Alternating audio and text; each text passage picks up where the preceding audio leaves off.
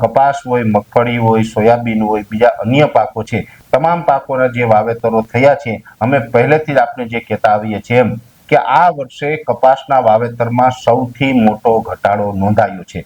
ઘટાડો એટલે આમ તો અકલ્પનીય ઘટાડો છે. અત્યાર સુધી સતત છેલ્લા એક દાયકાથી એટલે કે 10 વર્ષથી સતત દર વર્ષે કપાસનું વાવેતર છે એ ઘટતું આવતું હતું અને આ વર્ષે બહુ મોટો ઘટાડો થયો છે. એટલે દર વર્ષે જે કપાસના વાવેતરમાં ટકાવારી મુજબ ઘટાડો થાય એ ટકાવારીની દ્રષ્ટિએ જોઈએ તો આ વર્ષે 10 વર્ષની અંદર સૌથી વધારે વાવેતર છે એ આપણે ઘટ્યું છે કપાસનું. એટલે કપાસનું વાવેતર ઘટ્યું છે પણ એની સામે મગફળીનું વાવેતર વધી ગયું છે. મગફળીની અંદર પણ અલગ અલગ મગફળી હોય, જેમાં 37 નંબર હોય, 39 નંબર હોય કે XYZ, ટૂંકમાં 90 દિવસે તૈયાર થતી મગફળીના વાવેતર પણ વધ્યા છે. એ સાથે લાંબા ગાળાની એટલે કે G20 છે, 22 છે, 24 છે, 128 છે, BT32 મગફળી છે, આવી મગફળીના વાવેતર પણ વધ્યા છે. જો કે આ વર્ષે જોવા જઈએ તો ઘણી વખતે દર વર્ષે જે અલગ અલગ મગફળીની વેરાયટીઓ આવતી હોય છે એમાં ઘણી વેરાયટીઓ સક્સેસ થતી હોય છે.